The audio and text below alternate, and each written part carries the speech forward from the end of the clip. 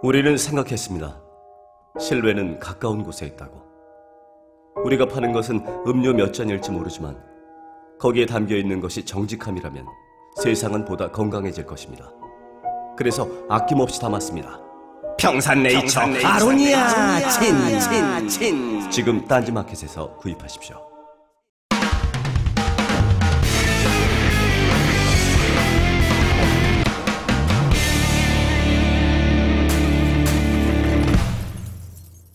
안녕하세요. 김호준의 파파이스 제 75회 시작하겠습니다.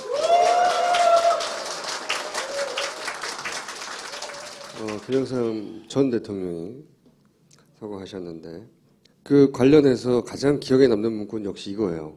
닭의 목은 비틀어도 400원 온다. 최근에 이제 다시 이 문구를 가만히 생각해 보니까 시대도 바뀌고 해가지고 이게 어미가 바뀌어야 되는 거 아닌가. 닭의 목을 그런 생각을 오늘은 제가 이주의 사진 말고 이주의 뽀록은 이제 두 가지 정도의 뜻으로 쓰여요. 하나는 당구장 같은 데서 실력과 상관없이 우연찮게 좋은 결과가 났을 때, 이건 영어에서 온 거예요. 플루크. 그거 말고 뽀록나다, 일본에서 온 건데 결함이 드러나다, 들통나다 이런 거 있어요. 그 뽀록입니다. 예를 들어서 뽀록 1은 뭐냐면 국무회에서 그 복면 쓴 IS 얘기하면서 막 울분을 토하셨죠. 근데 그때 복장을 보시면 짙은 색계열 옷을 입고 있어요. 그래서 기사가 바로 납니다. 뭐라 하냐면 김 전 대통령의 서거에 대한 추모 의미로 짙은 남색의 재킷과 바지를 입었다. 이게 뽀록이야. 왜냐하면 지난주에는 G20에서 흰색을 착용해서 추모했다고 했잖아요. 급조한 변명이 뽀록 난 거죠. 뽀록 2는 뭐냐면 지난주에 저희가 왜 문재인 대표 호남에서 5% 말이 안 된다고 얘기했잖아요. 전북 도민일보에서 이상하다고 코리아 리서치에 의뢰해가지고 조사를 또 했어요. 자기들도 이상하니까. 그랬더니 리얼미터처럼 나왔어요. 문재인이 대략 22% 20% 사이에서 1, 2를, 그리고 이제 안철수 의원이 9, 그 다음에 5%는 사실은 김무성. 그 추세는 리얼미터뿐만 아니라 다른 여론조사에서도. 뽀록 3은 이거 재밌습니다. 이거 뭐냐면 IS 우리나라에 왜 테러 방지법 통과시키려고 막 난리 쳤잖아요. 200명이 지금 뭐 시리아에서 비행기를 타고 왔다는, 마치 지금 온 것처럼. 몇 년 내내 온 거예요. 다 합치기 200명이에요. 그리고 난민을 받아주지도 않았어요, 우리는. 근데 그 관련해서 갑자기 막 그 이철호 의원이 새누리에, 이철호 의원은 국정원 출신이거든요. 네. 그래서 이제 테러 방지법이 필요하다고 막 인터뷰를 해요. 그러다가 이런 인터뷰를 하게 됩니다. 뭐냐면 10명이 인터넷 이런 걸 통해서 IS 공개 지지 표명을 했고 다 우리나라 사람입니다 라고 이제 이철우 의원이 얘기를 합니다. 어떻게 확인이 된 겁니까? 그랬더니 이철우 의원이 국정원이 인터넷이나 카톡이나 이런 것을 점검하고 있거든요. 아니, 전 국민 중에 10명을 알려면 카톡 전부 다 봐야 되잖아요. 카톡을 실시간으로 전국민 대상으로 특정 단어를 검색할 수 있다는 거지. 이 뽀록. 본의 아니게. 근데 IS로는 검색하기가 힘들 텐데요. 여기서 어떻게 공개 검색어를 걸었는지 모르겠지만 중요한 건 그거죠. 어쨌든 늘 지켜보고 있다. 뽀록사는 뭐냐면 이게 해수본 문서인데 세월호 특조위에서 만약에 대통령의 7시간을 조사하자고 나오면 이렇게 행동해라. 공정성 문제가 발생했다고 집중 부각시키고, 그 다음에 위원들 사퇴하고 회의록 요청하고 등등등등 쭉 자세하게 그 행동 강령에 써 있어요. 이 행동 강령에 써 있는데 이대로 했어요. 실제 특조위에 새누리가 지정한 위원들이 있거든요. 그 위원들은 전원 사퇴한다느니 이 문서 그대로 했습니다. 한겨레 신문의 특정 보도로 밝혀진. 그 얘기를 내가 슬쩍 넘어가려고 그랬는데 한겨레가 오랜만에 잘해가지고. 어쨌든 이것도 역시 뽀록입니다. 그러니까 그 국가의 위기 대응 컨트롤 타워는 없고 정권의 위기 대응 컨트롤 타워는 있는 거죠. 지난 시간에 저희가 왜 아이디어 좀 달라고 그랬잖아요. 집회 아이디어. 네. 그 구호 외치거나 하지 말고 명사를 초대해서 길거리에서 강연을 하자. 또는 해외 인권단체 사람을 불러서 같이 참석하자. 처음부터. 또는 한 곳에서 하지 말고 한 곳에서는 집중 공격을 받으니까 물대포에. 서울 전역 혹은 전국 전역에 흩어지되 인터넷 방송을 중계를 하고 그걸 한 곳에 모으자. 그 중에서 제가 굉장히 재미있는 그리고 가능하다고 생각하는 아이디어는 이런 거 있습니다. 특정 시간에 예를 들어서 뭐 오후 7시에 거기에 모인 모든 사람이 동시에 폰을 꺼낸대요. 동시에 폰을 꺼내서 동시에 물대포가 보고 막 찍어요. 동시에. 그리고 동시에 그걸 카톡하고 트위터하고 페이스북에 보내고 그리고 포털에서 동시에 검색을 만약에 5만 명이 모였다면 그리고 그걸 동시에 전파하자. 이게 일사불란한 지부가 있다면 가능한 얘기지 않습니까? 그러니까 참석하지 못하는 사람들도 있는데 공중파가 제대로 보도를 안 하니 이걸 각자 개인이 자기 아는 사람 지인들한테 한 10명씩 쫙 뿌려주자. 그러면서 그걸 할 때 예를 들어서 예전에 불과 안마처럼 의상을 맞춰 입자. 약간 귀여워요. 개인적으로 굉장히 재밌었던 아이디어는 그렇게 할 때 물대포를 쏠 수 있기 때문에 이게 뭐냐면은 레이저 포인터예요. PT 할 때 쓰는. 레이저 포인트를 물대포 조준하는 사람의 안구를 향하여 신체적 위해를 가하는 건 아니다. 이것은 몸이 다치지는 않는다. 조준을 힘들게 만들자. 그런 아이디어 있었고요. 그다음 말도 안 되는 아이디어 중에 차벽이 쓰기 전에 거기다가 덤프 트랙을 돌을 채워서 세워놓고 차주는 낮술을 먹고 휴대폰을 분실합시다. 그런 거 있고요. 그다음에 국회의원 개인마다 GPS와 블랙박스를 개인적으로 장착시켜서 24시간 감시를 해야 된다. 그리고 이 개인적으로 제일 좋아하는 아이디어입니다. 일단 춥지 않습니까? 그리고 물이 들어오면은 더욱 춥다. 그러니 나가기 전에 온몸을 랩으로 감자. 랩 만드는 회사에서 보낸 거 아니에요? 이 사람은 사심이 가득해요. 폭력이 아니라 사랑이 필요하다. 그러므로 키스 총 걸기를 하자. 차벽에도 키스하고 그리고 지나가는 사람들에게도 하고 모조리 다 키스하자. 총으로 쏠 때는 꽃으로 맞서자. 아니 앰뷸런스에서 둘이 싸우는데 꽃 들고 나 물대포 쏘 이거 필요해요. 이거 레이저 포인트. 물대포는 차 안에서 조준하기 때문에 네. 저게 소용이 없어요. 차벽 뒤에 차 내부에서 카메라를 보면서 조준하기 때문에 저걸로 어디를 쏴요? 그리고 이제 이 아이디어도 나름 괜찮다고 생각합니다. 태극기 깃발을 훼손해서 뭐 국기 못 어기고 이런 얘기도 나오고 막 그러니까 사람들이 태극기를 들고 나가거나 아예 그래서 물대포를 쏘면 국기 훼손이라고 막. 박근혜 가면을 쓰고 나가는 거 어때요? 날씨가 추우니까 저도 방금 트위터에서 봤는데 산타클로스 복장을 하는 거지. 돈이 많이 들어요. 근데 그걸 다 맞춰 입으려면. 이거 종이 가면은 별로 안 비싸잖아요. 그걸 쓰고 싶은 사람이 있을까?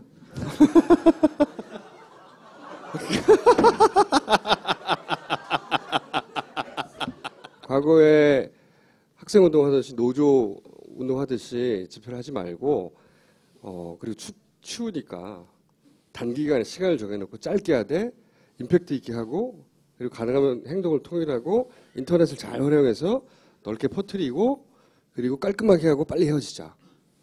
전반적인 기다려보세요. 얼마 전에 누워서 스마트폰을 쓰다가 떨어뜨리는 바람에 코뼈가 부러졌어요. 나는 강남이가 다 털렸지 뭡니까? 저는 변기에 빠뜨린 핸드폰을 쓰다가 얼굴에 똥똑이. 벙커링 스마트폰 뒤에 간편하게 붙이는 것만으로 각종 부상과 정신적 충격을 예방할 수 있습니다. 그냥 벙커링이 아닙니다. 무려 딴지 로고가 박혀있는 프리미엄 에디션을 지금 딴지마켓에서 만나보세요.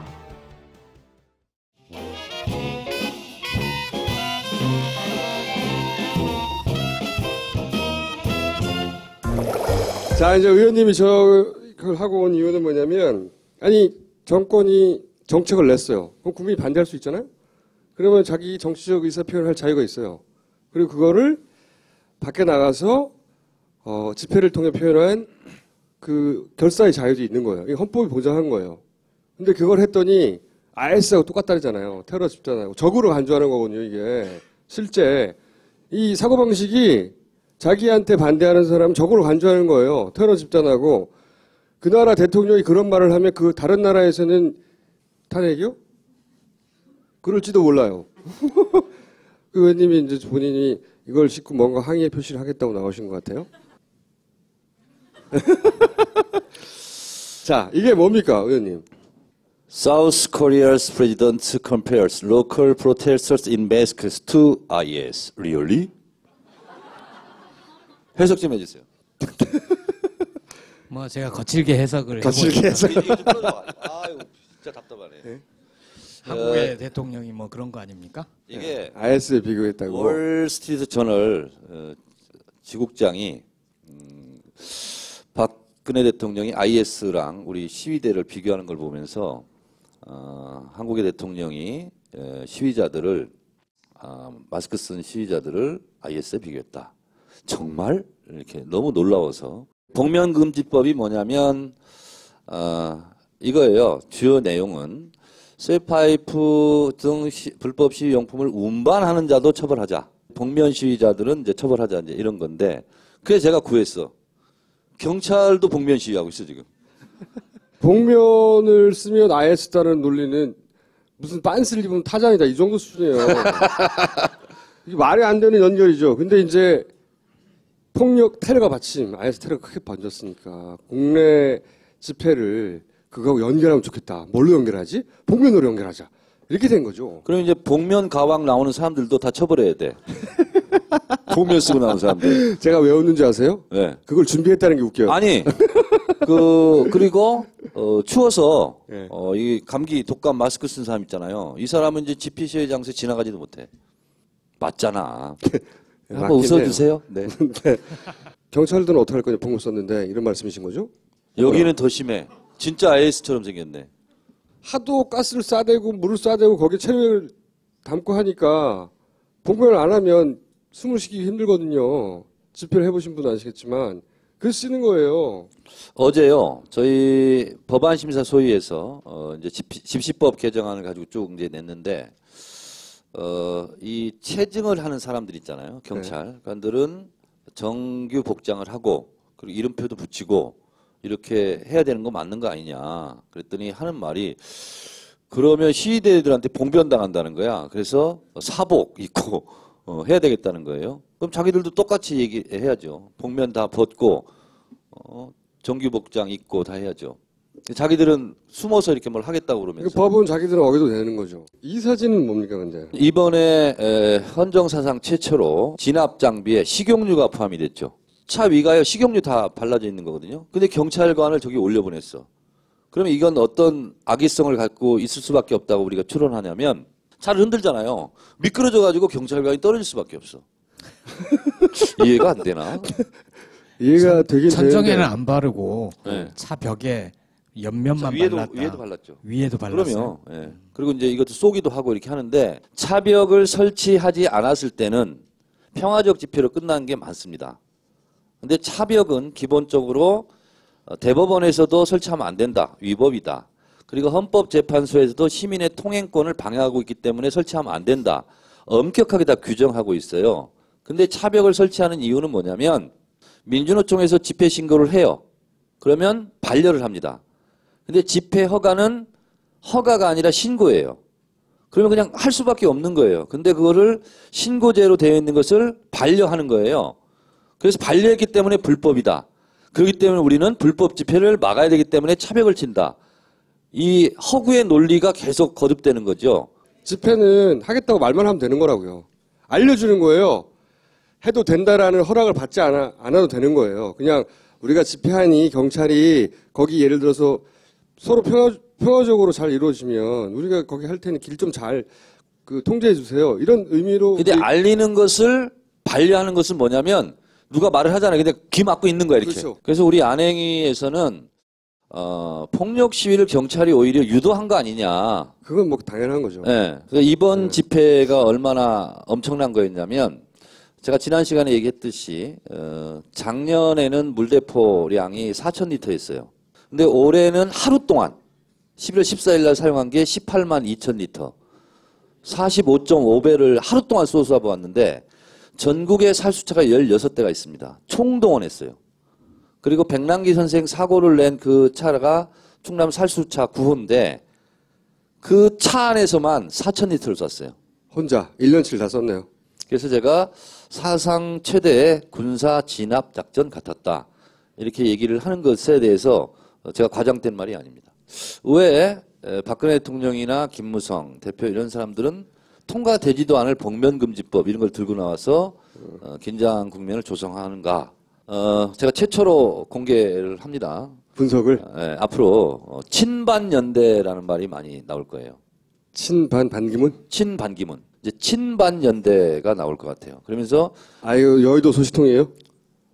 이것은 여의도 증권가 찌라시에서도 이미 나오고 증권가 찌라시. 며칠 전에 라디오로 친반연대라는 정당을 등록 시도한 사람들이 있다고 있었어요? 나왔었어요. 있었어요. 있었어요? 네. 그럼 내 예측이 뭐 가히 틀리지 않네. 예측이 아니죠. 이미 있었기 때문에. 네. 여하간.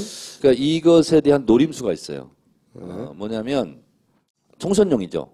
예. 대선용이라기보다는 반기문 제 분석입니다. 반기문 총장이 충청북도 출신이죠. 근데 충청도 새누리당 의원들이 대부분 친박 성향입니다. 예.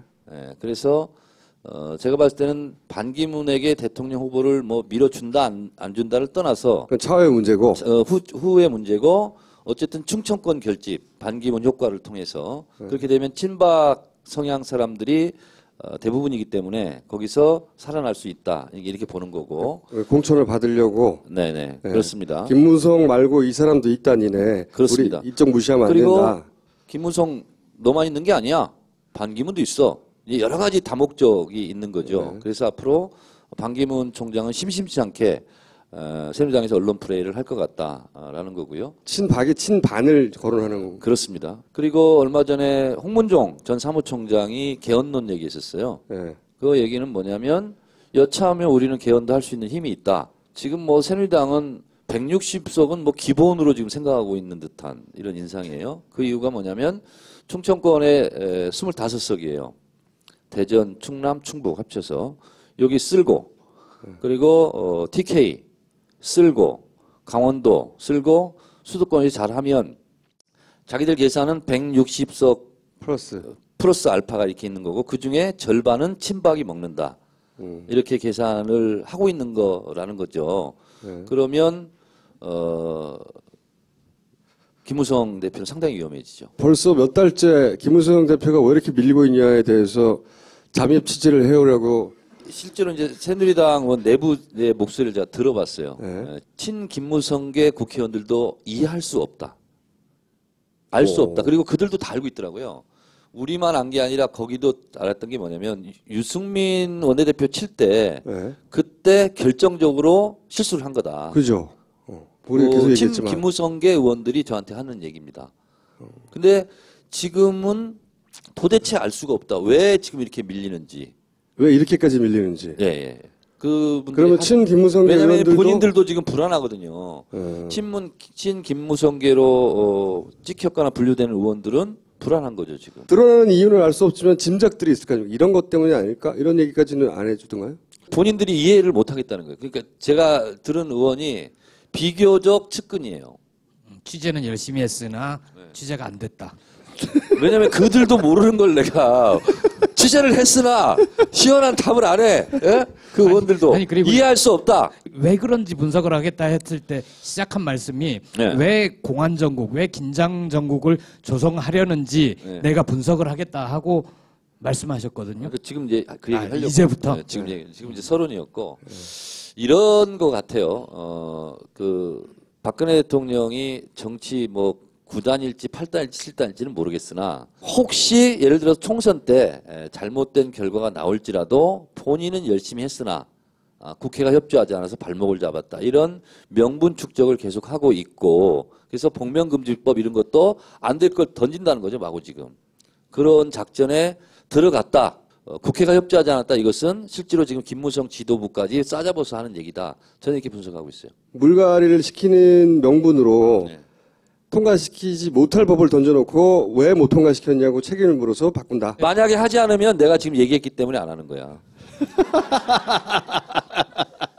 그러면 그쪽은 그렇고요. 저 새정치민주연합에서 물어보려고 그러죠? 문안박은 어떻게 되는 거예요? 가급적 묻지 마세요. 저도 괴로워 죽겠어. 일단 문안박에서 안은 합류합니까 안 합니까? 제가 정확하게 예측하죠. 예언. 합류할 수도 있고 안 할 수도 있습니다. 아니 둘 중에 하나만 고른다면 퍼센티지로 할 수도 있고 안 할 수도 있는 것보다는 할 수도 있고 안 할 수도 없는 상황을 계속 연장한다. 이명박의 입장이 바뀌었어요? 처음에 말도 안 되는 것처럼 하다가 생각해 본다는 쪽으로 안철수 의원 쪽은 그죠? 네. 조금의 태도 변화는 있는데 그래서 할 건지 아니면 다른 역제안을 할 건지. 근데 이제 김총수한테 귓속말을 한 적은 있어요. 며칠 전에 이걸로. 근데 그거를 뭐 확정적이지 않기 때문에 그분 표현 방식대로 한다면 뭐라고 제가 말씀드리기에는 아직 시기상조인 것 같습니다. 저는 근데 이 얘기가 처음 나왔을 때 그 생각을 했어요. 무슨 생각을 했냐면 안철수 의원 본인은 그 생각하지 않았을지 모르겠지만 정치적 후견인 역할은 김한길 의원이 하고 있지 않습니까? 실제. 네. 일종의 갈등을 만들 수도 있다고 생각했던 게 문안박. 그러면 생각해 보시면 나중에 총선 이후에 문안박의 사람들이 그 안에 포진 일정 정도 하게 될 거잖아요. 안철수의 계보가 뭐 작든 크든 만들어진다고 생각해 봐요. 그럼 김한길 의원의 역할이 점점점 브로킹이 돼요. 그건 우리의 노련하고 노예하며 오랜 정치와 온갖 당을 만들었다 흩었다 다시 대표도 나갔던 김한길 의원 같은 양반이 이걸 그냥 둘까요? 어찌어찌 해서 문안박 연대가 된다고 가정했을 때 그래도 해결되지 않는 문제가 하나 있죠. 뭐냐면 호남 의원들은 우리만 또 소외됐다 이런 그 불만은 해결되지 않는 상태인 거죠. 그래서 제가 봤을 때는 뭐 하여튼 뭐 어찌어찌 해서 문안박이 된다 하더라도 문재인 대표의 흔들기가 중단되느냐 그건 아닌 것 같다. 그건 아닐 것 같다. 네. 전망 하나. 네. 그러면 될 수도 있다는 쪽이 조금이라도 기울어져 있는 거네요. 저는 솔직히 5대5예요. 같은 당 사람들끼리 힘을 합치는 게 연대입니까? 같은 당 사람들끼리 힘 합치는 게 무슨 연대예요? 연대는 정의당하고 우리 이번 총선에서 잘해봅시다. 이런 게 연대죠. Absolutely, I agree with you. Thank you. Absolutely. 핵심은 다 얘기하세요. 네, 네. 여러분 반가워요. 다음에 봐요. 네. 하고 가셔야죠. 야, 이 부장! 네가 부장이면 땅이야? 저 인간 저건 쟤 오늘도 술술 풀리고 안 먹고 회수 갔냐? 내일도 신체 상태로 출근하겠구만. 아유. 고려 생활건강 술술 풀리고 음주전 한포가 당신을 지켜드립니다. 특허받은 천연 유래 성분 숙취 해소제 술술 풀리고를 은하계 최저가로 딴지마켓에서 만나보세요. 파파이 시청자 여러분 안녕하십니까? 서울 강남 진사동 롯데 브로드웨이 극장에서 열릴 늦어도 11월에는 배급 상황이 좋지 못해서 홀대받았던 그리고 여러분들을 만나지 못했던 그런 영화들입니다. 그리고 올해가 가기 전에 이 영화들 다시 만나시길 바라겠습니다. 오동진이었습니다. 감사합니다. 민중의 소리에서 제대로 찍은 찰나의 순간인데요. 아주 잘 찍었어요 이분이. 구급차인데 물대포가 쏩니다. 안에다 대고 쐈어요. 안에다. 그 전에 계속 따라가면서 쏴요. 그 전에 여기 구급차예요. 계속 쏘고 멀리서 찍은 것도 계속 쏩니다. 사실 이것만으로도 굉장히 큰 문제거리가 돼요. 물론 언론은 보도하지 않아서 제대로 보도하지 않아서지만 그런데 문제 삼은 사람이 나왔어요. 한 사람. 의대생 한 분이 대자보를 썼습니다. 의협, 대전협, 의대협 선배님들한테 왜 경찰이 환자와 열려있는 구급차를 향해서 체력이 담긴 물대포를 쐈는데 문제제기가 없냐, 선배들. 그 사람이 나쁜 사람이든 좋은 사람이든 종교가 뭐든 그 인종이 어떻든 간에 환자는 당연히 치료받을 권리가 있는 것이고 그건 인간의 존엄에 관한 것이고 그리고 전쟁터에서 그건 지켜지는 약속이지 않냐. 근데 자국민한테 이렇게 했는데 왜 이 분노할 상황에 대해서 의료인들은 가만히 있는 거냐. 고은산 학생을 모시겠습니다. 이 물대포 이렇게 막 쏘는 이 현장이 있었어요? 예. 저는 그 당시에 물대포에 최루액 맞고 눈 비비면서 약간 쉬고 있었다가 그 이곳에서 한 차 2개 정도 떨어진 거리였거든요. 그거 쉬고 10m, 있었다가 10m 정도밖에 안 되는 거네요. 네, 소리 지르는 거 보고 뭐지 하고 이제 보게 되었습니다. 동영상이 제대로 찍힌 게 없어요. 워낙 갑작스럽게 벌어진 일이라. 네. 그래서 그 사진이나 찰나밖에 없는데 이게 물이 일로 들어왔어요, 진짜로? 예, 물이 그 구급차가 열린 안 그리고 그 구급차가 지금 뒷문이 열렸잖아요. 네, 환자 채우려고. 이쪽에 이제 네. 공간에서 지금 이 사람들이 원래 지금 계시던 공간에서는 원래 이제 의료진이 그 응급 의료원들이 환자를 호송하려고 들것을 들고 있었는데 이제 거기다가도 쏟아졌었습니다. 들것이 있는데도 쏘고 예, 그게 문이 열리고 계속 쏘더라고요. 타려고 하는데도 네. 계속 쏘고. 예. 그럼 알고 쏘는 거잖아요, 그죠? 그 오늘 그 경찰청장님께서 말씀을 하셨잖아요. 실수였을 거라고. 근데 본인이야 뭐 그렇게 말씀하시는데 저는 실수라고는 생각을 하지는 않아요. 정황이. 아니 이 차를 다른 차라 오인할 수는 없잖아요, 구급차를. 네, 그렇죠. 그리고 문이 열렸는데 거기를 향해 쐈다면 문 안에 들어가라고 쏜 거잖아요. 이 구급차를 물대포로 쏘는 건 얼마 동안 일어난 일이에요?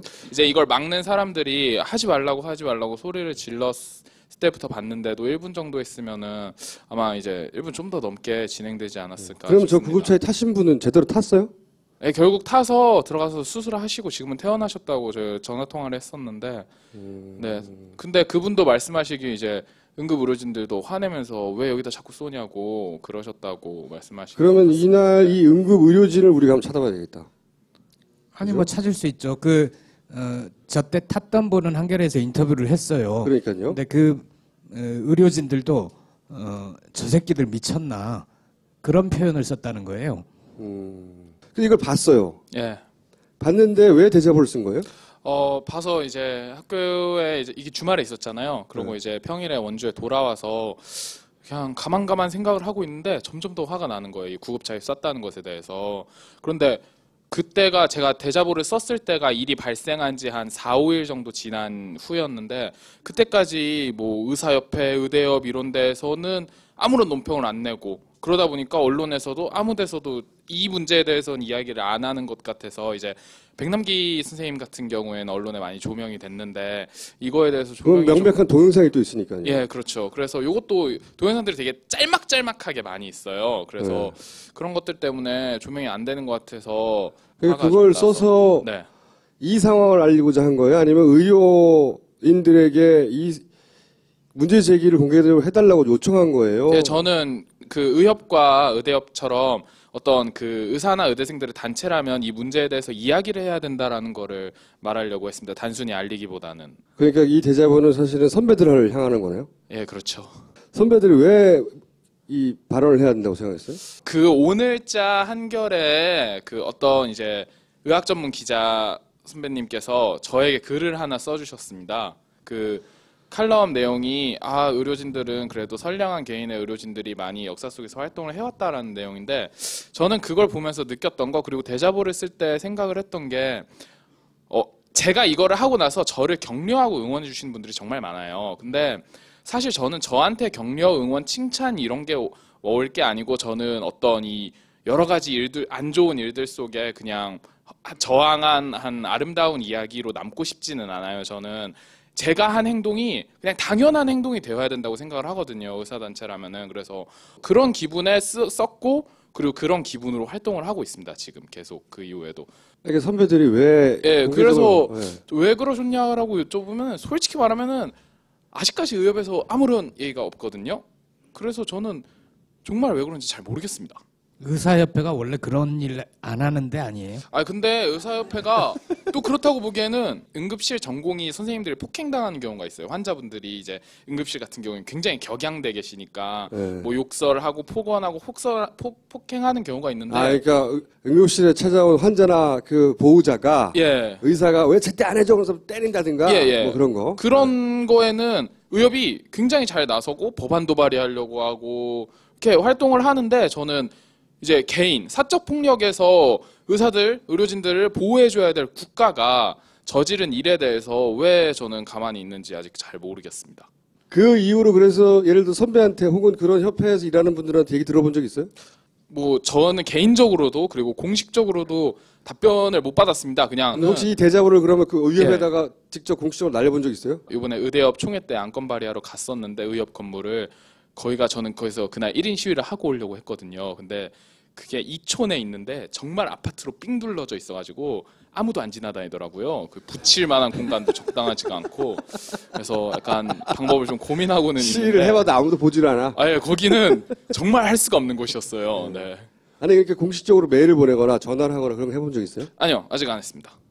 근데 할 거라는 얘기네요. 근데 그거는 저는 제 개인 차원으로 하고 싶지는 않고 지금 의대협으로 발의하는 안건 상정을 통해서 의대협이라는 어떤 의대생들 공동단체 이름으로 하고 싶습니다. 의대협이 의협에다가 예, 문제 그렇죠. 제기하는 걸로. 네. 그리고 언제까지 그 대학생이 아니라 이제 의사가 될 텐데. 돼야 되는데. 네. 그 이후에는 걱정이 안 돼요? 솔직히 말하면 쓸 때도 그렇고 지금도 그렇고 그런 생각을 한 번도 안 해봤거든요. 근데 주변에서 몇 학년이죠? 이렇게 겁을 되게 많이 주셔가지고 그런 걱정을 하는 게 기성세대의 사고 방식이고 네. 그거 이전에 이제 선배들이 답을 해야 되잖아. 그럼 답을 안 하면 기자들이 막 물어봐야 돼. 여기 대해서 어떻게 생각하고. 그래서 억지로라도 입장이 나오게. 그래서 관찰이 돼야 되는 거 아니에요? 그죠? 네, 그렇죠. 그러면 김보엽 기자를 쓸 거예요. 잠시 잊고 있었네요. 그 온산 페이스북 찾아가지고 거기서 응원하고 거기서 다시 의협 홈페이지 들어가가지고 이 사람 말에 응답하라고 막 계속 요청하세요. 그런 거 한 김보엽 기자 쓰고 우리 또 얘기하고 또 얘기하고 끝에 한번 봅시다. 또 쓰고 또 쓰고 그렇게 해서 요 사안은 마무리 짓는 걸로. 그래서 입장이 나오는 걸로. 본인은 좆됐어요. 주택에 만들어주셔서 감사합니다. 오늘 여기까지 하고 또 모시도록 할게요. 감사합니다. 네. 감사합니다. 후회하지 않도록 도와주고 싶어요. 저는. 그래서 요새 드라마로도 나오는 최규석 씨가 그린 만화 송곳이라고 있어요. 네. 항상 마음이 불편해서 나서는 사람들이 어디서나 있다는 거죠. 그런 자리는 항상 경계에 있어요. 꼭 그렇게까지 해야 되겠어? 학생한테 꼭 그렇게까지 해야 되겠어? 선배한테 살짝 말하면 되지? 이렇게 말하는 사람 분명히 있거든요. 나도 네 나이 땐 그랬어. 뭐 이런 사람도 그렇죠. 있을 거예요. 예, 네가 세상을 몰라서 그래. 등등등등. 근데 이제 세상을 몰라서 저렇게 한 게 세상을 바꾸는 거예요. 근데 가만히 냅두면 혼자 힘으로 안 되니까 막 부추겨가지고 뒤에서 막 도망갈 걸 없게 만든 다음 막 밀어가지고 뜨거운 맛을 보여주는 것으로. 책 2권 소개해 드릴게요. 네. 지난주에도 한번 말씀드렸는데 이 밀란이라는 책은요. 중국 민중들의 항쟁의 기록입니다. 온갖 밀란들을 최종명 작가가 발로 뛰면서 취재를 했어요. 그래서 도대체 어떤 환경에서 밀란이 일어나는가. 그런데 작가는 우리나라에서는 밀란이 안 일어났으면 좋겠다. 뭐 이런 바람을 좀 했고요. 파파이스의 한때 출연진이었죠. 선대인 소장. 선대인 소장이 조만간 다시 나오겠다고. 아 그래요? 네. 집이 멀어서 집에 가기 힘들다고 그때 안 나왔잖아요. 그래서 필요 없다고 하는데 나오게 돼서 조만간 나올. 예, 선대인의 빅피처. 저성장 저금리 시대의 필수 생존 기술이랍니다. 살아남으려면 이 책을 봐야 되나 봐요. 예, 이상 책 2권이었습니다. 퀴즈를 잠깐 리마인드 시켜드리면 개표가 끝나는 시점부터 시작해서 역순으로 방송에 발표됐던 그 시간 단위당 득표수를 누적을 하면 거꾸로 문재인 후보가 이겨요. 개표 뒷부분 4시간 동안. 특정 후보에 유리한 선거구 혹은 그 투표함이 뒷부분에 집중적으로 열렸다는 거예요. 그게 무슨 표가 들어왔는지 알 수 없는데 그리고 투표하면 도착하는 순서대로 개표하게 돼 있어요. 도착하는 순서라는 건 어떤 질서가 없는 거예요, 사실은. 그렇죠? 그러니까 이 현상을 설명하기가 정말 어려워요. 그래서 퀴즈로 낸 건데 특정 후보가 우세한 투표함만 막판 개표가 가능한가? 설명 좀 해다오. 아직 여기에 답할 만한 답이 등장하지 않았어요, 아직은. 제가 말씀드렸지 않습니까? 전국에 있는 모든 선거구에서 모든 투표 구에서 그 숫자를 다 구해서 다 분석한 거라고. 이 현상을 설명하기 위해서 이제 자세히 들여다봤어요. 선거구별로 경기도 예를 들어서 경기도 의정부시 이것이 전체를 설명할 수는 없지만 일부를 설명할 수는 있어요. 이제 보세요. 여기도 역시 역누적이 일어나는 곳이에요. 요 끝에 가가지고 끝 직전에는 박근혜 표가 확 올라가죠. 문재인 표는 확 떨어지고 그 골든 크로스가 일어나요. 문재인표가 다시 올라가는. 그런데 의정부시에 있는 예를 들어서 녹양동 제4투표구, 장항동 제3투표구를 좀 자세히 들여다봤다 이거예요. 그러면 굉장히 이해할 수 없는 현상이 하나 일어납니다. 자 보세요.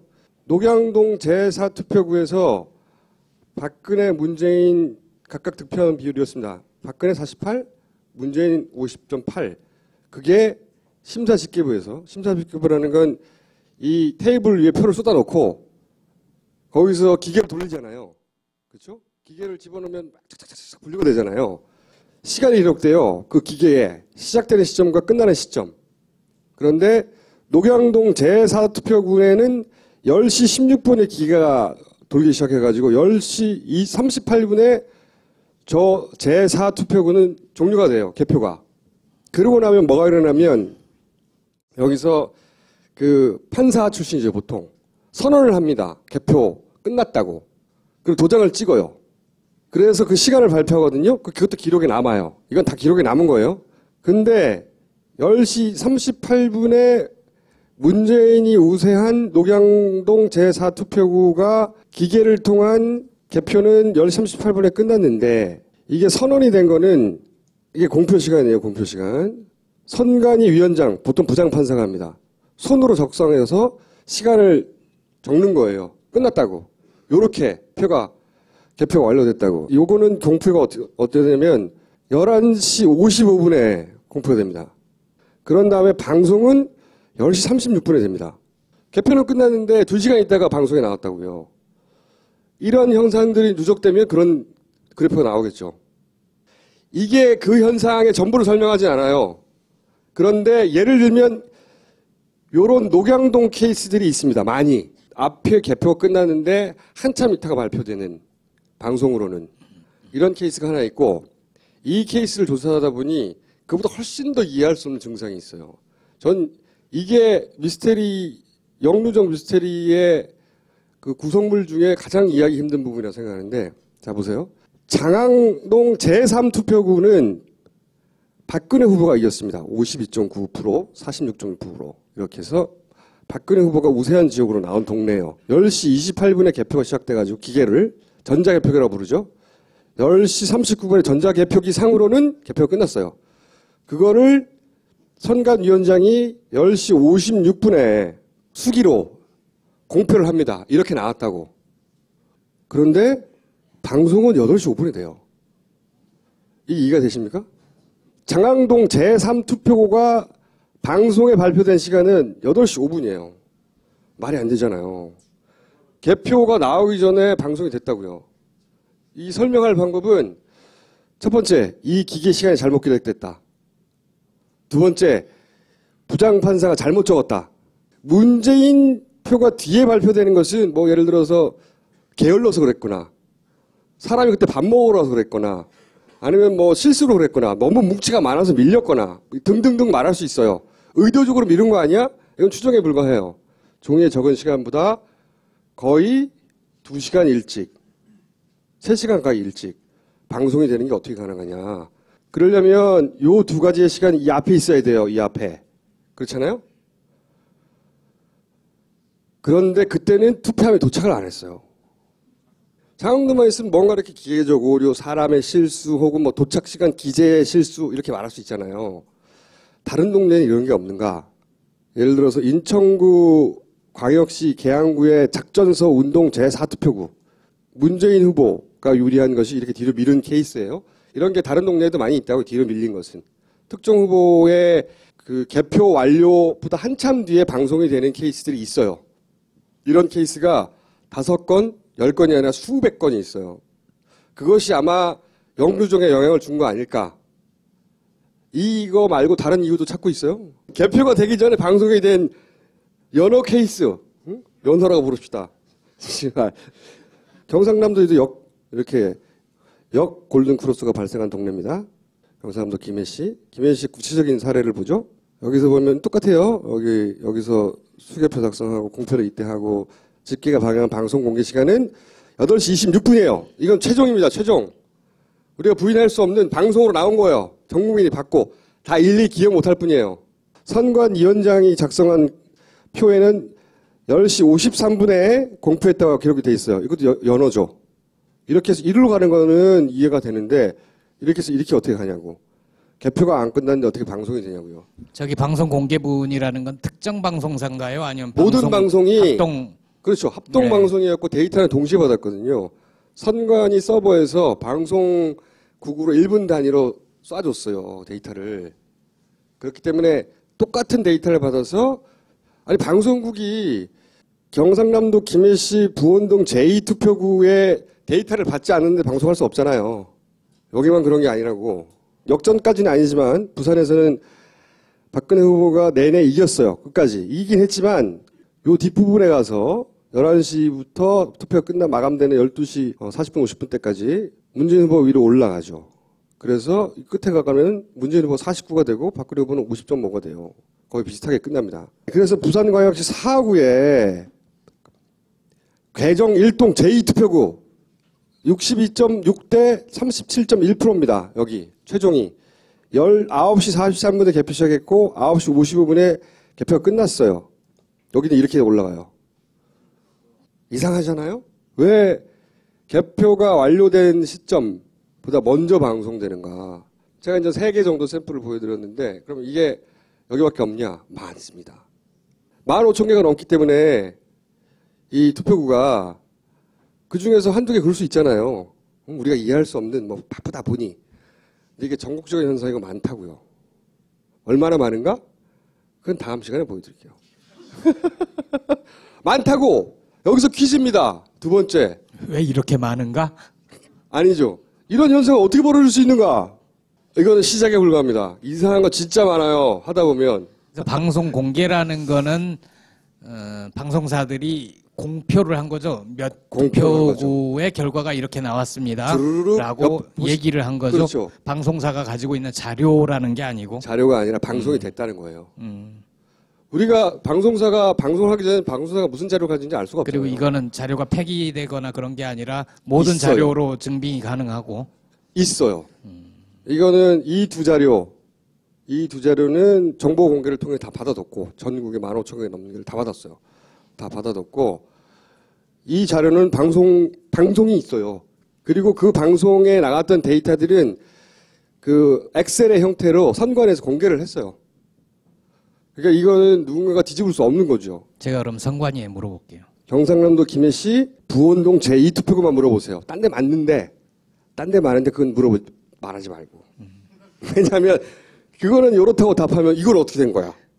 이걸 어떻게 된 거야? 막 대리들 있었거든요. 근데 정수가 물어보지는 않았다는 거죠? 나 김어준인데요? 하고 물어보지는 아직 않은 거죠? 물어보지는 않은 거지, 아직. 자, 이건 퀴즈입니다. 그래서 메일을 줘보십시오. 재밌죠, 퀴즈? 무서운 퀴즈죠. 이게 무슨 재밌어요. 이 뭐야 이게? 보남칠 이노큐. 야, 이거 어마어마하네. 이거 잠 안 오고 스트레스 있을 때 먹으면 이게 지금 제주 황칠나무가 이거 진시황이 안 죽으려고 저기 했던 제주 파나텍 어마어마합니다. 제주 보남칠. 잠 못 드는 분들을 위한 제주 본황칠 이노큐. 인터넷 최저가 87,000원이 아닌 은하계 최저가 59,900원에 오직 딴지마켓에서만 구입하실 수 있습니다. 허허, 몸이 많이 허해졌으니 웅담이라도 드셔야 될 것 같소. 아니 이보시오 의사 양반, 곰을 잡는 건 불법이잖소. 뭐하러 곰을 잡으시오? 여기 식물성 웅담 제주 황울금이 있는데. 제주 황울금? 청정 제주에서 물불 바람을 맞고 자란 제주 황울금으로 가루를 낸 것이니 차를 내 드시는 것은 물론 다양한 요리에도 활용하실 수 있어. 더 드시고 싶으면 딴지 마켓을 이용하시오. 오, 우리 전통 당화 방식으로 만든 울금 식혜도 있었소. 저는 잠깐 봤는데 대리종상이더라고, 대종상이 아니라. 문성근 씨를 모십니다.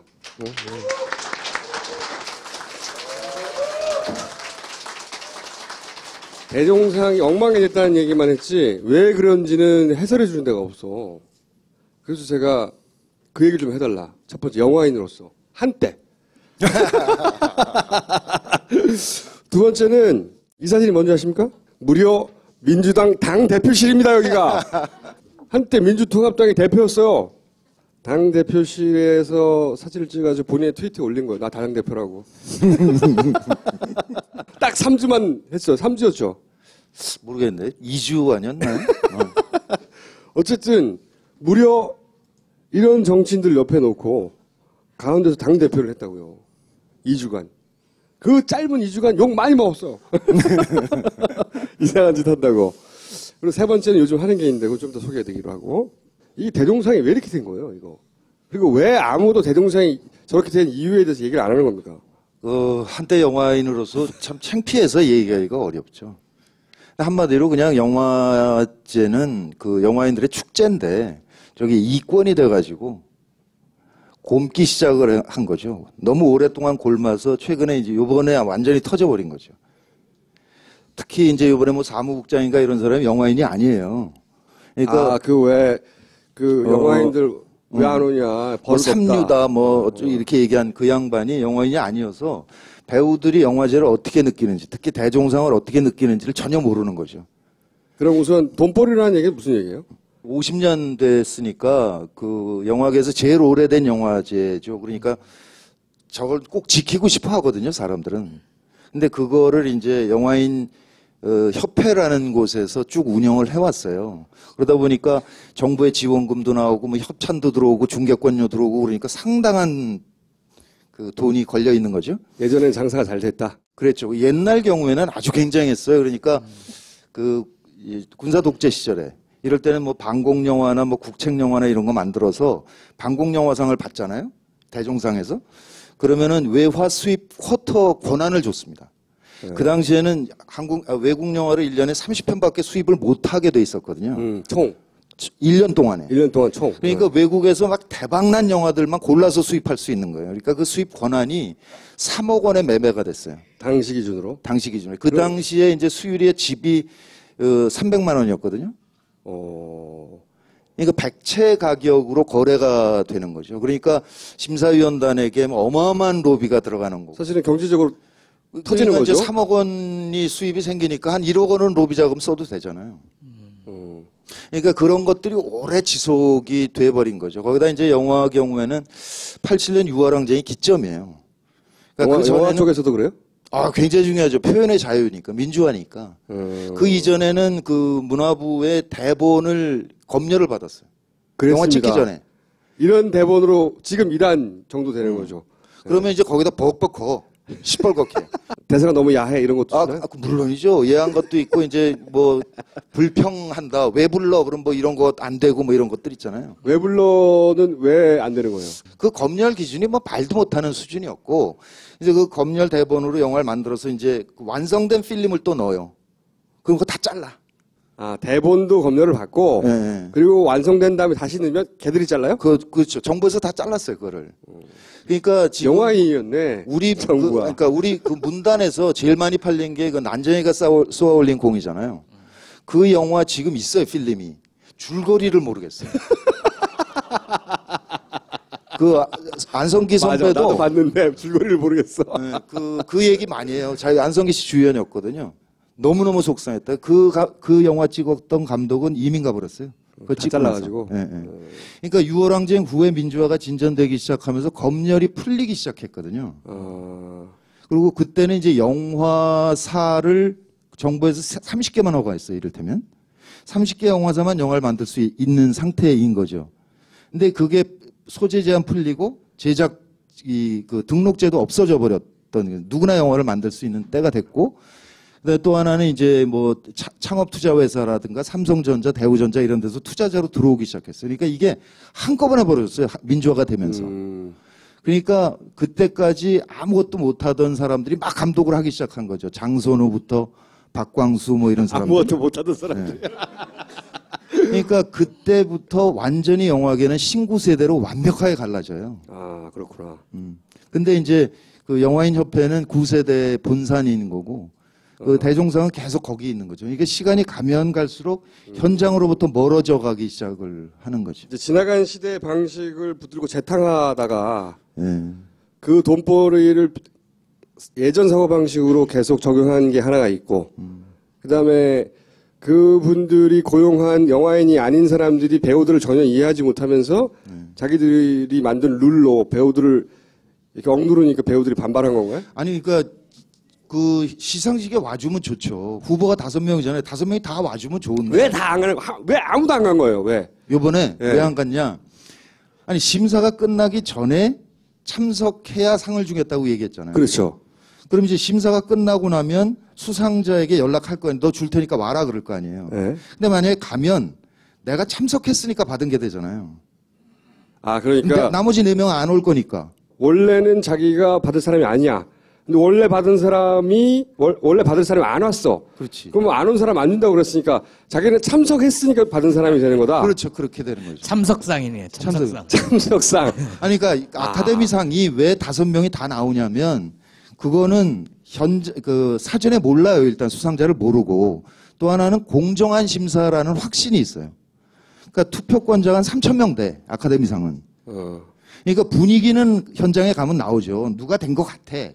그러나 아무도 모르거든요. 그러니까 영화인들이 다 와서 축제같이 와서 있고 수상자를 축하해주고 그러는 거죠. 근데 우리는 지금 심사위원단이 한 15명이란 말이에요. 다 알잖아. 다 로비가 되잖아요. 그러니까 이걸 바꾸려면 아카데미상 같이 이를테면 영화 전문가들, 그다음에 영화 기자, 또 영화 공부하는 학생들, 거기다가 열심히 영화 보는 관객 이렇게 해서 한 3,000명이 투표하면 돼요. 그러면 후보들 다 와. 그리고 그 결과는 모르니까. 권위도 있고 모르니까. 네, 공정해야 되거든요. 권위가 있어야 되고 신뢰가 있어야 되는데. 공정하지도 않고 내가 참석했기 때문에 다른 사람 받을 걸 내가 받게 되는 상황이 될까봐 아무도 안 온 거야. 공정하지 않았다라고 단정하진 말고. 근데 이를테면 3,000명이 투표한다 치자 말이죠. 그러면 변호인도 받을 수 있고 베테랑도 받을 수 있잖아요. 3,000명이 되면 좋다는 거를 몰라서라기보다는 그러면은 심사위원들이 가지는 권한을 놔야 되잖아요. 그렇죠. 그러면서 자기가 야 내가 너 찍었어 이렇게 말할 수 있는 기회도 사라지는 거고. 근데 그거를 오랫동안 해왔던 사람 분들인데 그게 이제 오랫동안 누적이 된 거죠. 그러니까 독재 시절에는 뭐 그냥 정권의 입김이 있었던 거고 그 이후에는 그게 이권화된 상태로 골마온 거예요. 그래서 유료 투표하고 막 그런 거예요? 그 돈벌이를 그거는 뭐 돈벌이 때문에 그런 거겠죠. 그러니까 인기상 주려는 거니까. 그리고 중복 투표를 허가했어요. 그랬어요? 특정 팬클럽들이 가서 여러 번 하면 돈은 왕창 쓰지만 올라가는 거죠. 그런 걸 가능하게 만들어놨다고요. 예를 들면 그것도 이제 그 관점에서 본 거구나. 왜 이런 말도 안 되는 제도가 있냐 했더니 거기서 이제 수익 창출의 그렇죠. 기회를 본 이를테면 그 권위가 떨어지잖아요. 그러니까 협찬 금액이 떨어지잖아. 시청률도 안 나오잖아요. 그러니까 수입이 적어지는 것도 있겠죠. 근데 그 구체적인 거는 잘 모르겠어요. 그냥 짐작할 뿐이에요. 그 부분에. 그러다가 이번에 빵 터진 거예요? 그렇죠. 그러니까 대종상이 권위를 잃었기 때문에 근데 저게 50년 됐기 때문에 정말 지키고 싶거든요. 근데 여기서도 배우 세력이 나와요. 한 원로 영화인께서 이렇게 대거불참한 거는 배우 세력이 있는 거예요. 복면한 사람이 누가 있었나? 아니 우리 대통령도 그렇고 이쪽 보수 진영에서 보면 자기 뜻대로 한다면 다 배우 세력이 있다고. 자기 뜻이 통하지 않을 리가 없어. 의심치 않는 거죠. 정말 배우들 알기를 너무 우습게 하는 거예요. 이게 정말 한 사람 한 사람 우주예요. 아니 그게 아니 문성근 씨를 보면 그런 생각이 들어요. 아니 이 온갖 걸 어떻게 다 생각하지? 아니 신인상 경우에는 처음이니까 이런데 레드카펫 밟고 뭐 이렇게 해서 화면에 많이 나오면 좋으니까 다 열심히 참여하는데 주연상 후보로 올라간 사람들 경우에 수도 없이 이미 받았거든 상을. 그러니까 대종상에서 한 번 더 준다고 그 전혀 중요하지가 않아 이 사람들한테. 본인한테 중요하잖아요. 본인. 누구한테? 문성근 씨한테. 저한테도 아무런 의미가 없어요. 저도 이번 여러 번 받았는데. 안 받은 지 얼마나 오래됐습니까? 저는 대종상 후보에 단 한 번도 올라간 적이 없어요. 이번에 불렀어야 되는 건데. 근데 그걸 왜 이런 사연이라는 걸 아무도 얘기를 안 하는 거죠? 너무 오랫동안 바꿔보려고 노력했는데 안 바뀌기 때문에 그냥 대책이 없는 거죠. 특히 정권이 이런 상태에서는 바꿀 방법이 없어요. 정권 교체하기 전에는 뭐 달라질 가능성이 전무해요. 주제를 교체하기를 바라는 거예요. 아, 그러면 그분들하고 성향이 맞아요? 지금 대종상의 영화인 협회를 운영하는 분들과 현 정권의 어떤 성향이 맞아요? 아무래도 이제 정권에 밑보이는 거를 별로 안 해왔던 분들이죠. 부드럽게 얘기하시는군요. 아니, 그러니까 너무 안타깝기 때문에 구체적으로 얘기를 안 하는 거예요, 영화인들이. 사석이 잠깐 얘기했는데 아는 사람이고 영화계 좁잖아요. 선배들이니까 말을 아무도 못 하는 거예요. 근데 본인이 이제 영화계를 떠난 지도 오래됐고 부르지도 않고. 그러니까 그리고 이제 연륜도 좀 돼서 이제 비록 입을 열 수 있지만 다른 사람들은 꺼내지를 못한다고 아예 주제를 잘. 근데 대종상이 그렇게 됐답니다. 아니, 그러니까 영화인 협회가 대종상을 계속하는 거 좋고 그런데 다만 심사가 공정하게 관객들이 흔쾌하게 동의할 수 있는 심사 구조를 만들면 돼요. 그럼 권위도 올라가고 협찬도 많이 들어올 거고. 그리고 배우한테 협박하지 말고 너 안 나오면 안 줘 이런 거 하지 말고. 그건 다시는 나와서는 안 되는 얘기죠. 사실 상의 권위가 올라가면 안 나오면 안 주가 아니라 오지 말라 해도 가죠. 그렇죠. 예, 당연히. 후보가 되기만 하면. 그래서 하여튼 대리종상 얘기를 아무도 안 하길래 할 수 있는 분을 모시고 잠깐 한 거고. 두 번째는 이제 당 대표를 거친 사람으로서 후배 대표들에 대해서. 문재인도 후배 대표예요. 안철수도 대표했잖아요. 후배 대표 아니에요. 김한길 후배 대표. 그리고 박원순도 후배 대표가 될지도 모르고 선배 아닙니까? 선배로서 문안박을 짧게 평가해보면 어떻습니까? 문안박 연대 얘기가 나오는데 이건 정말 고육지책이죠.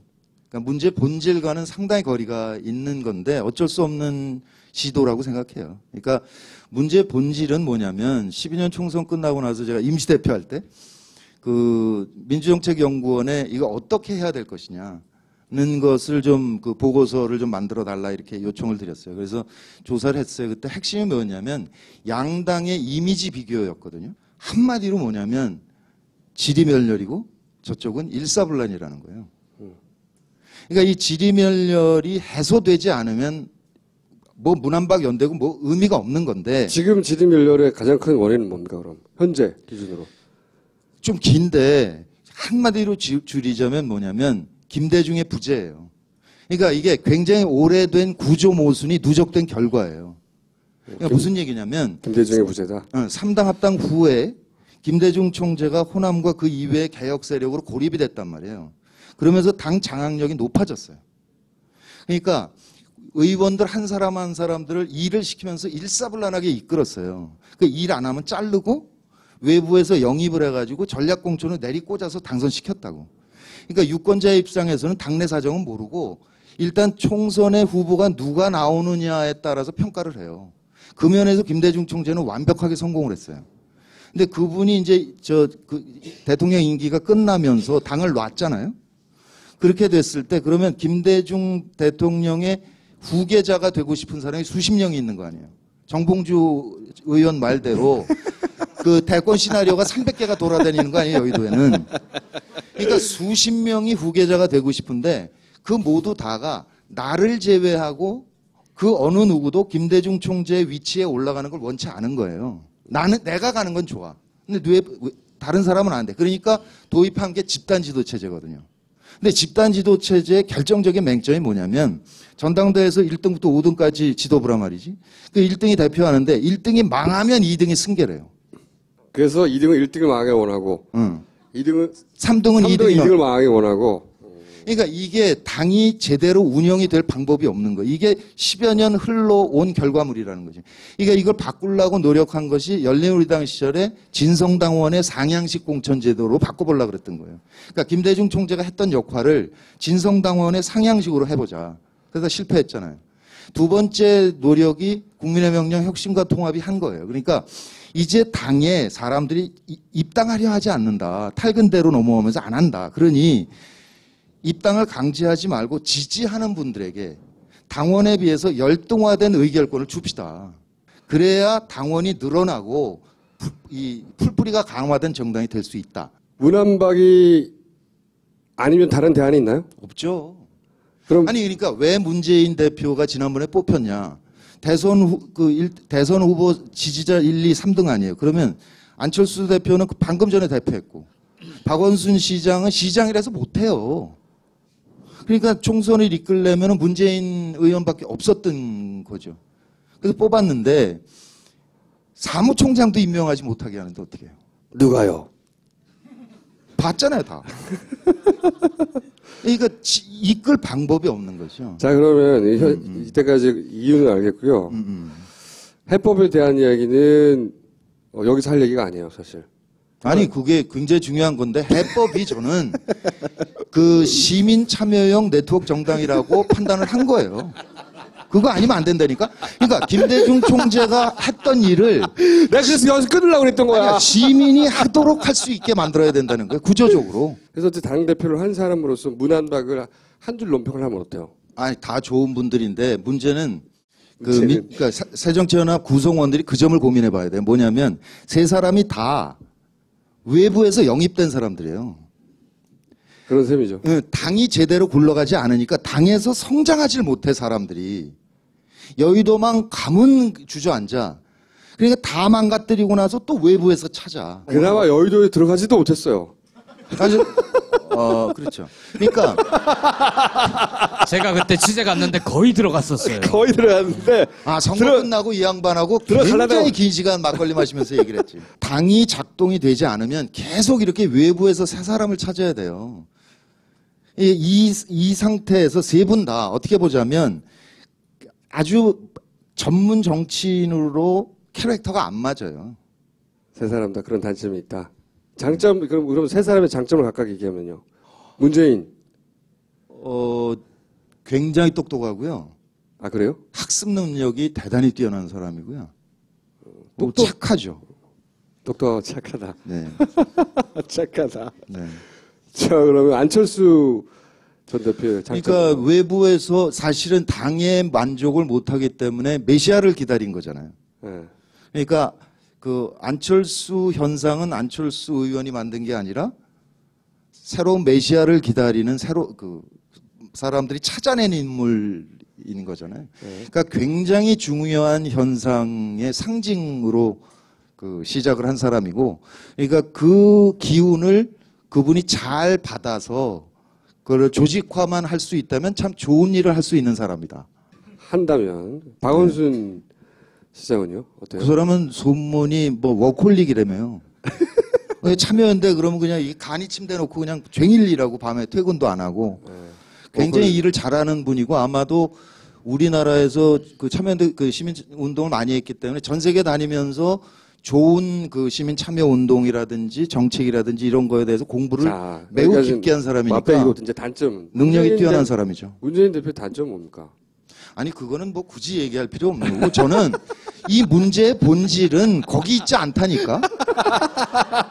문제는 누구냐가 중요한 게 아니고 어차피 17년 여름이 되면 단일 후보는 만들어지게 돼 있어요. 우리가 이길 수 있는 방법은 김대중 세력, 노무현 세력, 그다음에 안철수 현상을 일으킨 사람, 그다음에 진보 시민. 이 네 덩어리가 합쳐져야 우리는 이길 수 있어요. 그러니까 서로 간신히 지금 그렇죠. 간신히 2% 이길 수 있거든. 근데 왜 우리끼리 자꾸 갈궈가지고 상처를 내냐고. 그 세 분의 다 단점을 말하고 싶진 않아요? 있지만? 아니 말하고 싶지 않아요. 그거 굳이 그거 해봐야 뭐해. 좋은 점 찾아서 힘을 합칠 방법을 찾아야죠. 그럼 단점이 제일 큰 사람이 누구예요? 또 저 집요함이 나왔는데. 백만밀란이라고 기억나세요? 백만밀란? 사실 통합민주당의 그 기틀이 됐던 그 시민운동이 백만밀란이에요. 100만 명이 들고 일어나서 정당을 외부에서부터 감싸가지고 변혁시키자. 뭐 이런 거거든요. 그래서 100만 명의 서명을 받는다고. 그 100만 밀란 운동을 시작하는 결심의 순간에 제가 같이 있었습니다. 본인이 10년 만에 프로포즈를 했는데 차였어요. 크게 상심하고 막 혼자 막 차였다고 하더니 그럼 100만 밀란이나 해볼까? 그런데 또 한다고 그러는 거예요. 얼마 전에 다시 또 해야 되겠다고 뭘 또 하냐고 다시 출마하라고. 사실 길이 있었거든요. 다시 재출마해가지고 거기 국회의원 거의 될 뻔했단 말이죠. 그 출마는 접고 자 이거 해야 되겠다고. 그때 이름도 없었어요. 근데 지금 시위의 날개야 이름이. 자 저는 이 문구가 모든 거를 상징한다고 봐요. 뭐라도 합시다. 뭐라도 하자는 거야. 지금 답답해 죽겠대 이 상태는. 그래서 100만 밀란 참 어떻게 생각하는 줄 아세요? 혼자 나가서 혼자 떠든 거예요. 비 오는데 그런 영상 아직도 남아있어요. 100만 명이 모여야 된다고 혼자서 막 떠드는 거지. 아무도 앞 사람 없는데. 그 실제 그게 성공했거든요. 그 과정 전체는 감동적인 면이 있어요. 맨날 약 올렸지만 제가. 근데 시민의 날개도 비슷해요. 혼자 갑자기 이거 해야 되겠다는 거예요. 또 시작해가지고 얼마 전에 연락이 왔더라고요. 3억 모였다고. 혼자 10,000원, 20,000원 이렇게 낸 사람들로 3억을 모았어요. 사실은 3억이 모였다는 얘기 듣고 나서 이제 그래 뭐 하려고 그러지 다시 들어봅시다. 자, 이게 뭐 하는 겁니까? 이게? 아니, 뭐 하는 거냐? 예. 민주 진보 진영의 포탈을 만들자는 얘기입니다. 우리가 경쟁해야 되는 저쪽 진영을 보면 돈 다 갖고 있죠. 언론 권력 싹 갖고 있고 사법 권력 싹 갖고 있고 모든 관변 단체 해가지고 피라미드 구조를 딱 만들고 있잖아요. 근데 저들과 경쟁해야 되는 우리 쪽은 장점이 딱 하나밖에 없어요. 가만히 있지 않고 뭔가 하겠다라는 시민의 숫자가 압도적으로 많은 것밖에 없어요. 이 시민이 스스로 어떻게 조직화할 거냐가 핵심이에요. 이거 없으면 선거할 방법이 없어요. 지난번 2012년 대선 후에 표창원 교수가 다움에서 그 국정원 국정조사 청원 서명운동 벌인 적이 있거든요. 단 2주 만에 30만 명이 서명했어요. 그런데 지금 흔적도 없이 사라졌어. 왜냐하면 다움에서 했으니까. 그 DB는 다움이 갖고 있어요. 흩어지고 말아. 이게 시민의 날개 비슷한 포탈을 만들어가지고 이 안에서 30만 명이 서명하잖아요. 그럼 여기 그대로 남아있다니까. 그러니까 시민이 누적되면서 확산될 수 있도록 하자라는 거예요. 이게 이제 현실적으로 사람들이 보게 되는 어떤 웹페이지나 앱도 포탈인 거예요? 아니, 그러니까 홈페이지는 그 단체가 운영하는 것이고 포탈은 일종의 운동장인 거죠. 민주진보진영의 운동장을 넓게 온라인의 운동장을 만들어서 이 안에서 나는 탈핵하겠어. 난 교육 뭐 등등 분야별로 관심사들에 따라서 모여서 활동을 한단 말이죠. 큰 테두리 안에서. 기차역 같은 거죠. 그렇죠. 그러니까 평소에는 취미별로 그 관심사별로 모여서 놀다가 선거 국면에서는 느슨한 연대체를 만들자. 그러니까 지금 민주진보진영에서 분야별로 굉장히 열심히 노력하고 있어요. 팟캐스트 이것도 똑같은 얘기고. 네, 분야별로 다 열심히 하잖아요. 그런데 전체적으로 모여지질 않는다는 거예요. 효과적인 조직화가 안 된다는 거지. 특히 우리나라 시민단체의 경우에는 정당 중립을 강제받고 있어요. 그러니까 저쪽은 뉴라이트 만들어서 새누리당 돕잖아, 깨놓고. 근데 참여연대 환경운동연합은 못한다니까. 그러니까 아무리 시민단체 활동이 활발해도 선거 국면에서는 아무런 소용이 없어요. 그러면 당이 그걸 해야 되는데 당은 안 해. 당은 왜 안 해요? 친노한테 유리하니까. 라고 잘못 판단하고 있기 때문에. 이것이 친노라고 불리는 후보나 의원들에게 유리해질 것이기 때문에 반대쪽에서 반대한다고요? 그렇죠. 그래서 그 제도를 아예 채택을 안 하고 있는 거죠. 이미 전 세계 정당들은 다 그렇게 바뀌고 있어요. 그런데 안 해. 그럼 이거는 일반인들의 커뮤니티예요? 그러니까 일반 시민이 초정파로 모일 수 있는 플랫폼인 거죠. 10년 동안 들었어 이야기를 내가 10년 동안. 그렇게 하자니까. 아니 당신이 반성을 해야 된다니까. 아니 진짜 이거 굉장히 중요한 얘기인데 좀 더 세게. 그 시민 참여 정치 운동 중에 아주 재미있는 게 이태리의 오송 운동이라는 게 있어요. 그게 김총수하고 똑같은 거야. 뭐냐면 코미디언인데. 거기는 코미디언이잖아. 나는 시사평론가. 웃긴 시사평론가. 그래. 웃기는 시사평론가. 그러니까 코미디언이 공중파에서 잘렸어요. 그러니까 대학로에 나와서 거리에서 스탠딩 코미디를 한 거예요. 그러면서 전국 순회 공연을 해. 그러니까 어마어마한 사람들이 모인 거예요. 그런 다음에 이 사람이 자 이걸 정당으로 만들자. 이래서 오송운동이라는 정당이 만들어졌는데 창당 4년 만에 제2당이 됐어요. 그걸 하자는 거예요, 내 얘기는. 거기는 정치운동을 한 거고요. 우리는 미디어를 한 거고요. 아니, 미디어를 해서 세상이 바뀌어? 결국 베이제도에서는 선거를 이겨야 되는데? 아니, 그 역할이 다 있는 거잖아요. 내가 그렇다고 출마할 수도 없는 거고. 아니, 그 사람도 출마 안 해요. 그 코미디언도 뭐 과실치사 혐의가 있대요, 옛날에. 과실치사. 그래서 출마 못 해, 그 사람은. 근데 어마어마한 변화를 일으키고 있다니까. 스페인에 포데모스라는 정당이 있어요. 그건 뭐냐면, 2008년에 미국에 이제 어큐파이 월스트리트이 있었잖아요. 똑같은 운동이 유럽에서는 앵그리맨이라는 게 있었거든. 그러니까 시민들이 적극적으로 참여했는데 그 열기를 받아서 진보 정당들이 온라인을 활용해서 정당을 만든 거예요. 포데모스는 창당하자마자 서울시하고 부산시장 먹었어. 이렇게 온라인의 플랫폼을 제공해 줄 테니까 그런 운동이 싹틀 수 있는 곳을 만들겠다. 이런 얘기인 거죠. 그렇죠. 그러니까 단기적으로는 17년에 정권 교체를 하자는 거고 장기적으로 보자면 이 대의 제도는 시민혁명의 결과물이잖아요. 근데 그때는 소통 수단이 인쇄술밖에 없었거든. 근데 지금은 인터넷, SNS까지 왔잖아요. 그러니까 국가 공동체 전체가 다 바뀌어야 돼요. 시민운동도 행정도 경제도 싹 다 바뀌어야 돼. 다 바뀌고 있잖아요. 행정 경우에 지금 박근혜 대통령은 안 하지만 박원순 시장은 해. 뭐 주민참여예산제, 정책제한제 다 해요. 바뀌고 있는데 딱 안 바뀌는 게 정당이에요. 새정치연합만 안 바뀌는 거야. 왜? 기득권 때문에. 친노한테 유리. 그래서 답답해서 반문하는데 그럼 박원순 시장하고 이재명 시장은 뭐냐고. 그들이 왜 인기가 올라가? 친노라서? 아니잖아요. 둘 다. 그 두 사람의 공통점은 뭐냐면 행정을 잘한다. 두 번째는 SNS로 시민과 완벽하게 소통한다는 거예요. 그러니까 그거를 해야 되는데 자꾸 그렇게 하면 남한테 유리할까? 이 계산만 하느라고 진화를 거부하는 거지. 그러면 그 플랫폼의 이름이 시민의 날개예요? 그렇죠. 그 플랫폼을 만드는데 돈이 얼마나 들어가는 겁니까?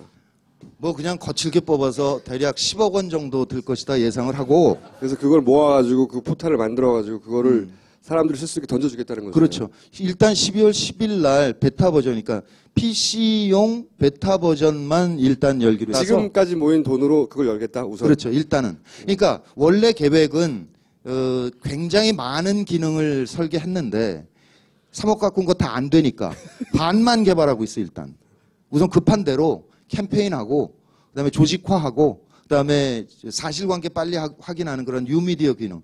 요 정도를 간편한 기능으로 해서 일단 12월 10일 날 그 베타 버전을 열기로 했어요. 그래서 시민들로부터 신청을 받아서 우선 테스트하는 기간이라 그럴까? 점검해보고 보완할 점, 부족한 점 뭐 등등 받아서 다시 이제 열어야 되겠죠, 제대로. 참고로 저는 안 된다고 그랬어요. 맨 처음 시작할 때부터 안 된다고. 오늘도 안 된다고. 된다니까. 왜 되냐면 이게 시민들이 정말 이용할 거냐 이건 아무도 몰라요. 물론 재미도 있어야 되고 뭐 등등 여러 가지가 있는데 잘 될지 안 될지 모르겠으나 이런 플랫폼의 필요성을 느끼는 결정적인 순간은 있어요. 그거는 17년 봄에 대선 후보가 결정되면 그때는 시민들이 다급해져요. 목에 찼잖아. 지금 넘겨뜨려야 돼. 근데 어떻게 내가 참여할 수 있지? 방법이 없을 때 일단 운동장을 딱 만들어서 준비하고 있다 딱 보여드리는 거예요. 자, 여기 모여서 하면 됩니다. 그러니까 그때는 열기가 붙을 거예요. 근데 저는 그 이전에 열기가 붙었으면 좋겠어요. 미국의 무브온이 이미 성공을 했어요. 98년에 만들어져 가지고 지금 계속 진화해서 오바마의 초재선에 결정적인 영향을 미쳤다니까. 미국의 성공 사례가 있고 영국의 노동당도 바뀌었고 독일 3인당도 바뀌고 있고 그다음에 뭐 포데모스 그다음에 그리스에서 지금 집권당하는 시리자 이게 다 시민 참여 온라인 운동으로 성공한 거예요. 오송 운동도 있고. 다 성공 사례가 수도 없이 많은데 왜 우리가 안 된다고 생각하냐고. IT 환경은 우리가 세계 최고예요. 스마트폰 안 가진 사람이 없어. 이 3,500만 명이 갖고 있대요. 이 안에서 다 할 수 있는데 왜 안 하냐고. 그런 2017년 12월에 닭배틀? 2017년 1월에 결론을 내죠. 아니 18년이어야지. 17년 1월에는 폭발하고 있지 못할지도 몰라요. 아니 17년 12월 대선이기 때문에 대선 후보는 17년 초여름에 결정된다니까. 이 온라인 플랫폼이 이 방식으로 그 기틀이 되느냐, 토대가 될 수 있느냐, 이거가 배틀의 주제죠. 2017년 12월 19일 날 결판 난다니까. 그러니까 총수는 결과가 나더라도 그게 시민의 날개 때문이냐, 그거 어떻게 증명하냐, 그 얘기하고 싶은 거잖아요. 그렇기 때문에 요걸로 국한해가지고 일단 1차로 배틀을 이거 모이냐 안 모이냐부터 해오죠. 10억이 모이냐? 아니 이거는 이제 그 3억으로 본인 집 팔아서 넣고 그러는 거 아니야? 그 반쯤 기능이 반쯤 이제 돼가지고 열릴 텐데 그랬을 때 이게 필요한 일이구나라는 것을 느끼면 모금액은 늘어날 거예요. 여기 더 필요한 기능들이 분명히 있거든. 그 기능들을 더 붙여 넣어야 되는데 일단 돈이 적으니까 부족한 대로 모이는 거잖아요. 이게 필요하다는 걸 인정하면 당연히 모이겠죠. 와글이라는 곳에서 시민들의 참여, 연구 계속하고 어떻게 우리가 에너지를 모을 수 있을까 하는 데가 있거든요. 이진순 대표라고. 네, 이런 고민들이 있긴 있어요. 희망제작소의 이원재 소장도 그렇고 또 녹색당도 이제 약간 성격은 다르지만 이 녹색평화운동을 원외정당에서 원내로 진입하고자 노력하잖아요. 이분들을 다 모아서 제가 12월 14일 이 자리에서 시민아 정치하자라는 제목으로 행사를 하나 하죠. 그 자리에 무슨 얘기 하나 했더니 또 PT를 하게 돼 있습니다. 광고야 광고. 이제 들어가보시죠. 형님. 네.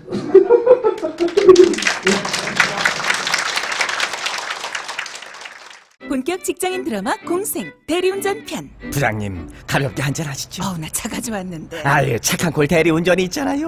부를 때마다 500원이 기부되는 착한 콜. 딴지가 기부 내역을 검증한 착한 콜 1800-9998 대리운전도 믿고 맡기세요. 꽃배달은 1800-9222 퀵서비스는 1800-9668로 착한 콜 하실 수 있습니다. 세계 유일의 유료 사보. 근데 이거 재밌어요. 저도 가끔 보거든요. 벙커 깊숙이 딱히 재밌게 만들려고 했던 건 아닙니다. 웃기고 자빠라진 딴지일보 기자들과 벙커원 요원들의 이야기를 담은 것뿐입니다. 그런데 재밌다니 덕분에 판매도 하게 됐습니다. 구매는 온라인 딴지 마켓과 딴지 카페에서 하실 수 있습니다. 굉장히 재밌습니다. 이 몽구 기자의 인기가 굉장히 가파르게 상승 중이에요. 실제 메일도 오면은 뭐 중국 배우를 닮았다느니 홍콩의 배우를 닮은 외모의 어벙벙한 태도 매력적이다. 동남아인들을 닮았다고 많은 이야기 듣고 했는데 후원 달성했어요? 네. 그 달성을 넘어가지고 이제 초과했어요. 고맙습니다. 그 후원해주신 돈으로 최초로 해외 취재를 가요. 어디? 네, 그 다음 주부터 2주 동안 그 베트남에 가게 되었습니다. 그 우리나라에 이제 그 일본군 위안부 피해자 할머니 있잖아요. 그거와 마찬가지로 이제 그 베트남에 한국군 위안부 피해자 할머니 있거든요. 그래가지고 그 할머니를 만나뵈러 12월 2일 날 다음 주 녹화하는 날 저는 떠납니다. 네. 후원이 없었으면 사실 후원이기 전에는 대구도 가기 힘들었는데 이제 베트남까지 가는 거예요. 그 결과를 들고 다음 주에 나오는 건가 이제 다시? 다음 주에 나와서 그걸 제가 보여드릴게요. 이제 후원을 다 받으면 더 이상 안 나온다든가 연락을 끊는다든가 내 전화를 안 받는다든가. 그건 상황 봐서. 자, 이번 주에 역시 3개의 영상을 준비했어요. 어디서 본 적이 없는 아마도. 다른 나라는 다 그 나라 왕이라고 영국 왕이라고 여왕이라고 부르면서 일본만 천황을 부르냐. 그들의 명칭을 우리가 고스란히 따라해줄 이유가 뭐냐. 뭐 등등등등 많죠. 한겨레도 일왕이라고 부르죠. 네, 일왕으로 쓰죠. 그게 이게 하대하는 게 아니에요. 영국 여왕의 하대가 아니듯이 생일날 한국에서 생일 파티를 했어요. 모르시는 분들이 많을 텐데 하얏트 호텔이었죠. 네네. 그래서 많은 한국의 내빈들을 초대했습니다. 몽구가 갔어요. 초대받았나요? 초대받은 게 아니라 그냥 촬영하러 간 거예요. 어떤 분들이 이제 초대받아서 오는지 그걸 찍고 근데 그때 그날 몽구만 간 게 아닌 거예요. 자, 보세요.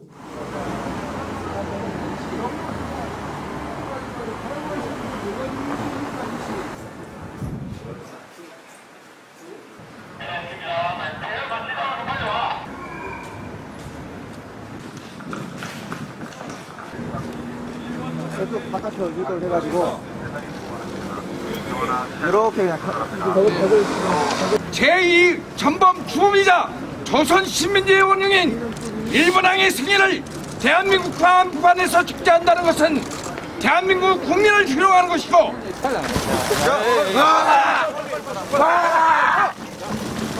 가만히 있어 이 새끼야. 이게 어느 소리야. 잡아. 야! 고쳐 이 뭐야 고쳐 이 사람아. 종자라.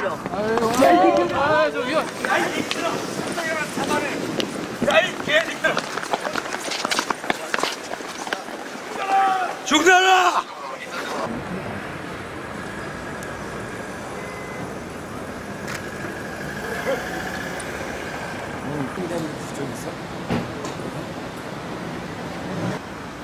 일본왕 생일파티 참석하는 개새끼들은 참석하라!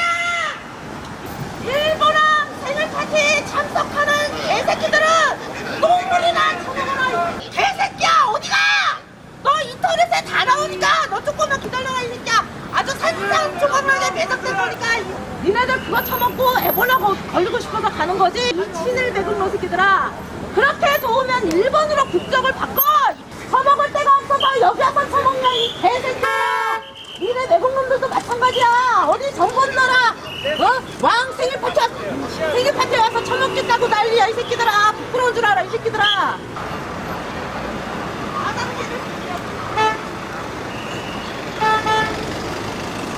야, 일본왕 생일 파티! 대한민국의 국민 여러분! 있을 수가 없는 얘기잖아요. 그러니까는 부르짖어 주러 왔죠. 그리고 일단 이렇게 해야지 정치인들도 겁먹잖아. 한마디로 뭐 10사람 참석할 거 한두 사람이라도 들어갈 수 있는 거고. 어찌됐거나 친일파들을 처단하지 못한 결과이잖아요. 아주 오래된 숙제를 해결하지 못한 결과고 욕들어 마땅하다고 생각합니다. 그보다 더 심한 욕을 해도 된다고 생각합니다. 뭐 고상하게 저쪽에서 같이 온 사람이 욕하지 말라고 그랬는데 그 사람들은 욕먹어 싼 사람이기 때문에 제가 쌍욕을 한 거였고요. 저는 뭐 내가 그 사람들한테 마땅히 할 욕을 했다고 생각합니다. 이분을 직접 모셨습니다. 본인 소개 좀 해주세요. 그냥 뭐 대한민국의 용감한 아줌마입니다. 욕도 잘하고 굉장히 좀 아주 욱하는 성들도 많고요. 왜 나가야 된다고 생각하신 거예요? 뭐 유명하잖아요. 자위대 기념행사에 갔던 그 나경원. 그러니까 이런 친일파들이 지금 난무하고 있는 나라가 우리나라인데 그러한 국가적인 정서 때문에 우리나라에서 지금 생일 파티를 한 거라고 생각하고 그게 물론 이제 일본 애들이 그 일본 대사관에서 주최해서 한 거긴 해도 우리나라는 다른 나라하고 다르지 않습니까? 또 지금도 독도를 먹겠다고 지금 난리들을 치고 있는 상황이고 위안부에 대한 사과도 안 하고 있는 상황이고 우리나라는 다른 나라하고 다른 특수한 상황인데 그런 나라에서 너무나도 뻔뻔하게 그 어떤 생일 파티를 한다는 것 자체도 이거는 잠깐만요. 너무 길어지니까. 예. 혼자 가셨어요? 아니면 아니 지금 이제 저희 같이 활동을 하는 동지 3분하고 같이 가서 했는데 저 같은 아줌마가 할 수 있는 일이라고는 사실은 부르짖어주면서 욕하는 것밖에 없었습니다. 그래서 제가 제일 잘하는 거를 거기서 한 것뿐입니다. 제일 잘하는 거? 예. 혹시 학생운동을 막 하셨다든지 시민단체 운동을 저는 사실 대학교 가갖고 연합밖에 한 게 없고요. 사실은 총여학생회 총무까지는 했었습니다. 근데 가을에 해가지고 뭐 간부 연수 한번 갔다 오고 3월 말에 그 다음에 3월 말에 휴학을 했으니까 사실은 물주전자 몇 번 날라준 게 전부입니다. 학생운동이라고 치면 예, 그러니까 80년대 시위하는 사람들 돌 던지는 사람들 뒤에서 물주전자 몇 번 갖다 줬습니다. 이런 활동을 시작하는 건 언제부터예요, 그러면? 사실은 2012년도 이제 문재인 후보가 나올 때부터였고요. 사실은 저한테는 문재인 후보가 꼭 되어야만 하는 필요가 있었습니다. 사실은 왜냐하면 이명박 때하고 국민신문고를 봤을 때 노무현 때하고의 국민신문고는 굉장히 달라요. 본인이 있던 업종에서 뭔가 민원이 발생했을 때 노무현 때 문제 제기했을 때와 이명박 때 문제 제기를 했을 때 대응이 다르고 그로 인해서 피해를 입었고 이제 바뀌어야 된다고 생각했고 그래서 문재인 후보 때 해석 잘하고 있죠? 문재인 후보 때 꼭 돼야 된다고 생각하고 그때 처음으로 적극적으로 정치에 관심을 가지게 됐다? 맞습니다. 줄거리 정리 참 잘하시네. 공부는 조금 하셨겠습니다. 1년 전에 했던 활동 중에 그러면 소위 이게 정치가 바뀌어야 되는 거구나 생각하고 처음으로 활동할 이후로 가장 과격한 거는 그거보다 더 전에도 했죠. 작년에 주교님 오셨을 때인가요?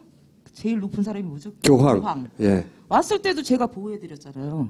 아 그래요? 그 바로 전날 그 무대 장치할 때 네. 걔네들이 와갖고 구국기도 애들이 와갖고 네. 완전히 깽판을 쳤어요. 그 무대 앞에서. 네. 제가 2시간 동안 욕해줘갖고 걔네 쫓아냈어요. 근데 입으로 공격해가지고. 그럼요. 걔네들 사진 다 찍고 뱅글뱅글 걔네들 이렇게 돌면서 허벌나게 해줘가지고 걔네들이 어버이연합들이 웬만한 사람들 다 제 얼굴 알아요. 어버이연합도 오면 본인이 나가 상대하십니까? 사실 걔네들하고 많이 싸웠고 멱살 잡히고 막 이렇게 패대기 쳐져가지고 네. 제가 걔네들 고소고발도 많이 해서 경찰서 많이 들렀거든요. 그러니까 어버이연합이 올 때도 본인이 나가서 입으로 공격하고. 그럼 뭐 주먹을 할 수는 없잖아요. 주먹이 별로 그렇게 센 편은 아니라서. 다 욕으로. 그럼 욕하지 뭐합니까? 아니 욕하면은 모욕죄에 걸리기 때문에 욕이 아닌 걸로 너희들이 진정한 어버이라면 적어도 다른 건 몰라도 한일 군사 약정에 대해서는 니들이 나서서 반대를 해야지. 니들이 일본하고 통일이 어때서 이러면서 일본을 싸고 돌면 안 되지 않겠느냐 하면서 그 채널 A 앞에 있는 어버이연합 천막 있을 때 제가 걔네들한테 한 보름 이상을 그 앞에 가서 깽판을 쳤어요. 그래서 내가 만든 그분들이 좀 연배가 있으시지 않나요? 연배가 있어도 아줌마한테 그래도 그 연배 사람들한테 제가 50대는 꽃처녀예요. 꽃처녀야. 네, 그래가지고 이뻐해 주시더만 또. 사실은 보통 일반 시민들이 그분들이 그런 식으로 세게 나오면 막 위압감을 느껴가지고 부딪히지 말자고 가버리는데 거꾸로 그 어버이연합이 권순복 씨를 만나면 그런 위압감을 느끼겠어요, 그들이? 아니 느끼시고 좀 피해는 다니시는데 제 스피커랑 현수막이랑 그러니까 한일 군사약정 그 반대에 대한 현수막도 이랑 이 조그만 피켓들 20개 넘게 잃어버렸어요. 훔쳐가지고. 왜냐하면 내가 동지들 데려다 앉혀놓으면 하루도 못 버티고 도망가요. 걔네 어버이연합에서 계속 와가지고 그 광화문 사거리 바로 걔네 어버이연합 천막 바로 앞에 있는 그 사거리에서 했기 때문에 걔네들이 뻑하면 와갖고 욕하고 막 난리를 치고 막 그 세월호 앞에서도 저 멱살 잡이 하시고 집어 던지시고 그러셨거든요. 어떤 사람은 좀 지나친 방식 아니냐 이렇게 말할 수도 있어요. 상황에 따라서는. 그런데 어쨌든 본인이 느끼는 바를 본인의 정치적 의사를 표현할 자유가 있는 거니까요. 저는 그냥 그 방식을 계속 유지해서 어버이연합 등장하면 그 앞에 등장해서 어버이연합이 또 나타났다고 어버이연합이 이렇게 흩어지고 자기들끼리 그런 분도 한 분쯤 필요한 것 같아요. 권복순 씨가 너무한 게 아니라 진짜 너무한 거는 그 친일파였는데 일본 장교였는데 쿠데타로 대통령 되고 그리고 그 후손도 대통령이 되고 또 다른 친일파의 후손이 다음 대통령 후보가 되고 이렇게 진짜 너무한 거죠. 그 앞에 가서 욕 좀 하는 걸 가지고 너무했다고 저는 그래서 너무했다고 하고 싶지 않아요. 이렇게 대대적으로 칭찬을 받아본 게 살아생전 처음이고요. 마지막일 것 같아요. 욕 별로 먹은 거 없던데요. 다음엔 어떤 영상에 잡혀서 나오실지 모르겠지만 그때까지 몸 조심하시고 몸도 조심하시고 건강하게 활동해 주세요. 감사합니다. 네. 이번에는 또 다른 욕설 봉변이네요. 전 이건 못 봤는데. 김무성 새누리당 대표의 정치학 명예박사 사기 수혜를 반대하는 학생들이 오늘 이렇게 비가 내리는 궂은 날씨에도 불구하고 공항 앞에 모였습니다. 얘들아! 김무성이다! 김무성!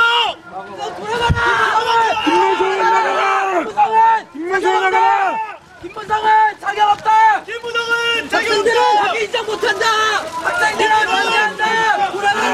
야, 길 뚫어! 길 뚫어줘! 길 뚫어줘! 야, 길 뚫어! 길 뚫어! 길 뚫어! 자, 비켜요. 돌아가! 아, 어디 씨발 돌아갑니다! 김무성 돌아가라! 하기 인정 못한다!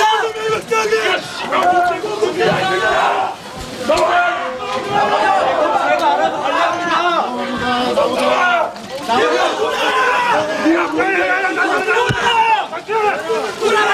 뭔데 민주주의야! 아, 새끼다!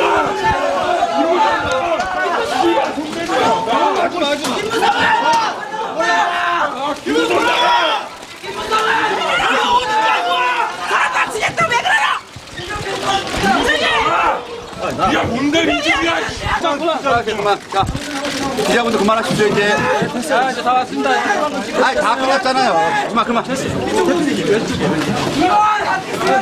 여기 어디 살고 와? 뭘 알았어, 반말이야!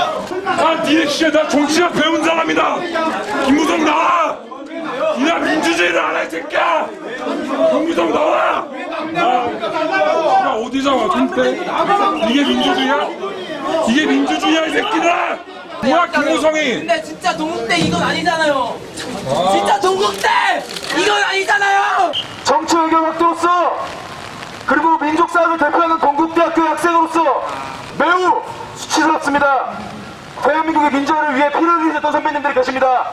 또한 독립운동에 힘쓰셨던 만해 한영훈 선생님께서 계시는 바로 우리 민족 동국대학교입니다.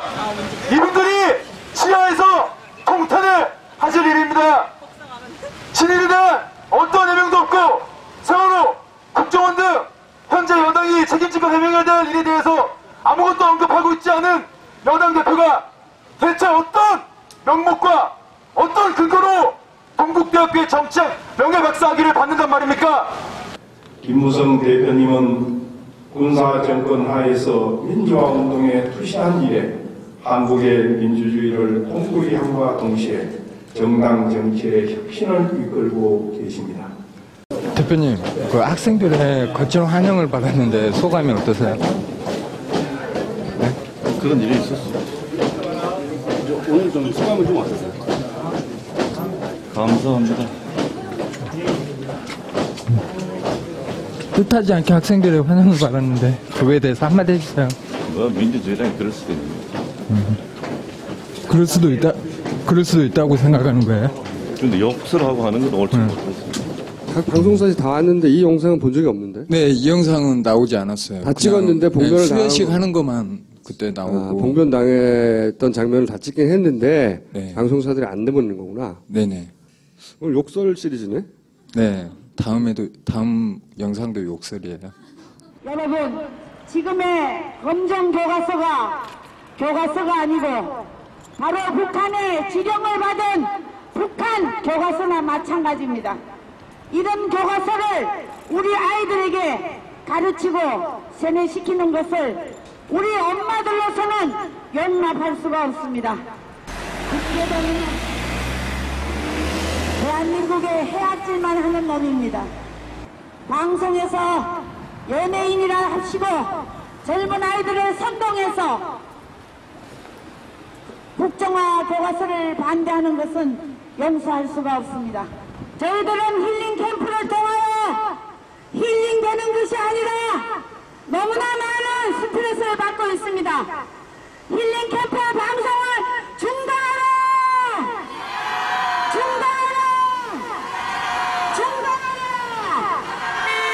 김대동이 나쁜 놈 나와라! 우리 사회를 분열과 갈등에 몰아넣는 이 나쁜 놈 김대동이 당장 꺼져라!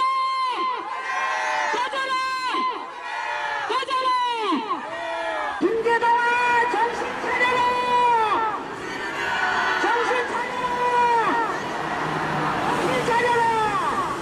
이게 몇 시간 동안 저러고 있었어요? 거의 1시간 정도. 네. 1시간? 네. 근데 점심시간 전에 이제 11시부터 12시까지 집회했었거든요. 그래가지고 그냥 주민분들이 너무 시끄럽다고 막 나와가지고 싸우기도 했었고, 그리고 저 촬영은 저 혼자 했었거든요. 그렇겠지. 그랬는데 앞에 서서 그 하신 분이 저한테 김재동이 시켜서 나왔냐고 그런 적도 있었고. 앞으로 물어보면 파파이스 보냈다고 해줘. 네, 알겠습니다. 파파 IS? 파파 IS. 저는 요 엄마 부대 시위할 때 앞에서 마이크 잡은 회장님 말고요. 네. 이분은 어쨌든 구호를 외치고 선창하고 어떤 1시간 동안 시위를 끌어갈 나름의 훈련과 뭐 전문성이 있는 거라고, 그것도 전문성이라고 부르자면 있는 거잖아요. 그 말고 뒤에 계신 분들 있잖아요. 네네. 피켓 달고 얼굴 가리시는 분들. 네. 그분들을 인터뷰 좀 해봤으면 좋겠어요. 다음 기회가 있으면 제가 꼭 네. 여기 어떻게 나오셨냐. 뭐 압구정동에 다 사신다고 하던데 어디 사시냐. 박원순 시장 집회할 때 어버이연합 몰려와가지고 박원순 2년 나오라고. 진짜로 나왔던 구호예요, 그게. 박원순 2년 당장 나와! 막 그러면서.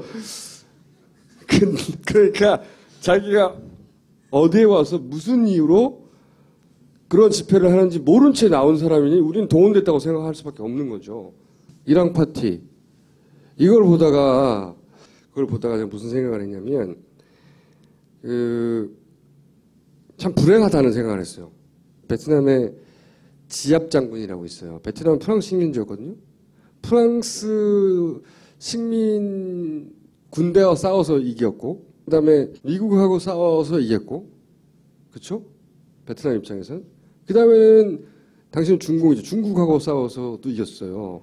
말하자면 독립전쟁을 이끌었던 굉장히 유명한, 서양에서는 20세기 가장 위대한 장군 중 하나라고 부른 사람이 베트남 지압 장군이에요. 이런 사람들이 그 나라의 보통 그 어른, 지도자, 언론 이렇게 되거든요. 우리는 근데 거꾸로잖아요. 친일파, 어쨌든 일본군 장교가 된 건 맞잖아? 그래서 그 사람이 쿠데타를 일으켰어. 이 쿠데타를 일으켜가지고 이 양반이 대통령이 됐어. 별로 자랑스러울 거 없어요, 사실. 대통령이 된 다음에, 그리고 그 딸도 대통령이 되고, 그리고 그 다음 대통령 후보는 또 그때 시절에 잘 먹고 잘 살던 그 후손이 또 대통령이 되겠다고 나섰는데 지지율도 나와. 그리고 이 사람이 이런 말을 했다고. 내가 이 사람을 인상 깊게 생각하는 건 제가 인터뷰를 보다가 본 건데, 프랑스나 미군도 미원하지 않는다. 그리고 베트남 종전은 미국인들한테도 승리였다고. 그건 우리의 승리뿐만 아니라 미국인들도 할 이유가 없는 전쟁을 했기 때문에 이 사람은 법을 공부했어요. 군인 출신이 아니라. 근데 나라가 이렇게 되자 자기가 법을 전공하는데 뛰어들어가지고 그 군대에 들어간 거죠. 한국군이 이렇게 한 것도 알고 있는데 한국도 미워하지 않는다고. 그래서 이제 저는 아까 권 선생님이 했던 행동에 대해서 어떤 사람은 야 몰지각하다고 뭐 저렇게까지 뭐 할 수도 있는데 우리 현실이 너무하다는 거지. 그걸 비해서 너무했다는 거지. 100년간 역사도 생각해보고 지금 우리는 어떤 거 생각해보면 불행한 것 같아, 씨발. 오늘 여기까지 하겠습니다. 감사합니다.